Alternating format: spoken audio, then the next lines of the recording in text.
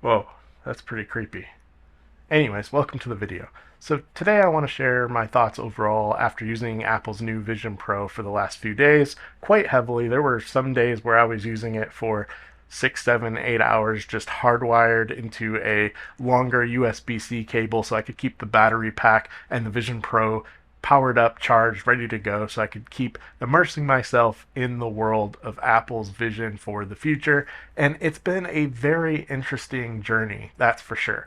One thing I want to say right off the bat, I do have a lot of frustrations with Vision Pro, which are to be expected.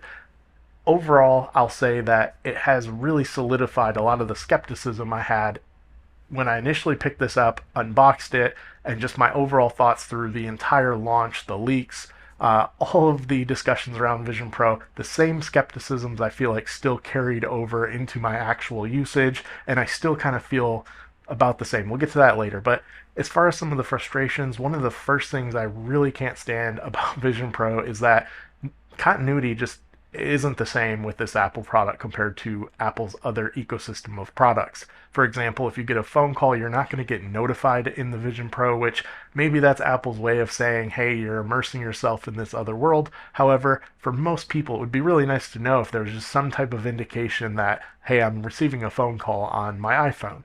And then another frustrating thing with that is trying to authenticate while having Vision Pro on. I'm not able to use Face Unlock, Face ID, so you have to use the actual PIN, which is super frustrating when you get a notification and you quickly want to be able to respond to that notification. It would be really nice, similar to Apple Watch, if there was a feature to unlock your iPhone using Vision Pro. That way you wouldn't have to worry about juggling to type in a PIN. The pass-through is great. I can see my phone pretty decently, but it's pretty frustrating that I can't just quickly manage a notification or get notified that I'm getting a call, etc., while I'm wearing the Vision Pro. Another frustrating thing that I've really found with Vision Pro is quite the lonely experience, especially when you're immersing yourself into an immersive environment or scenery or some media consumption.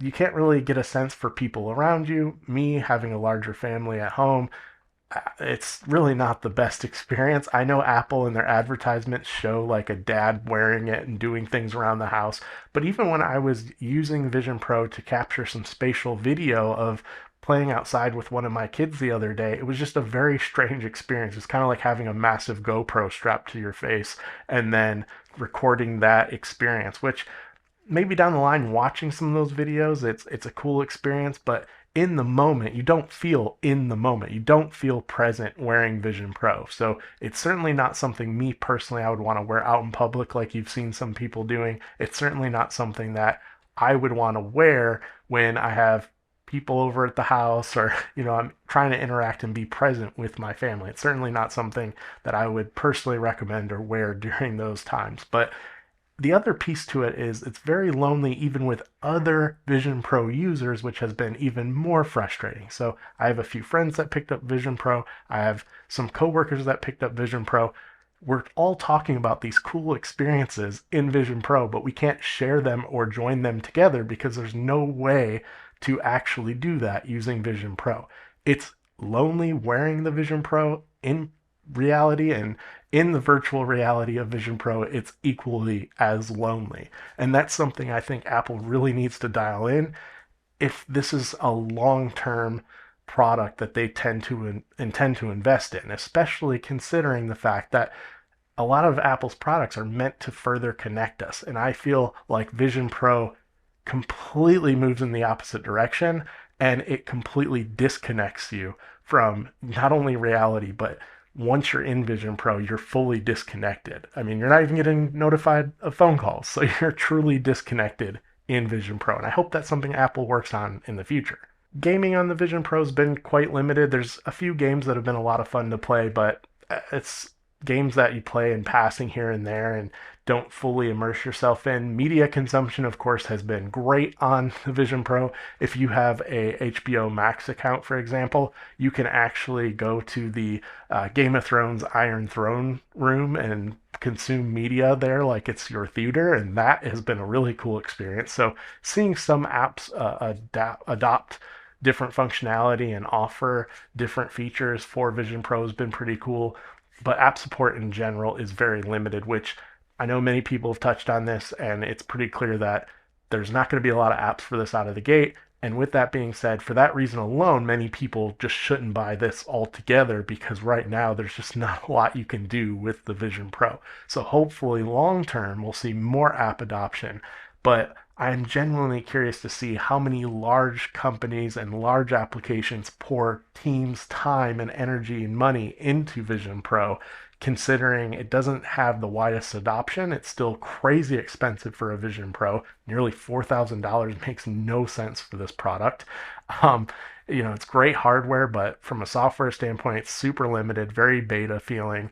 And I feel like a lot of people using it right now are like me, and we feel like we're devs testing something completely new from Apple. And it's kind of a frustrating journey, to be honest, considering that price point.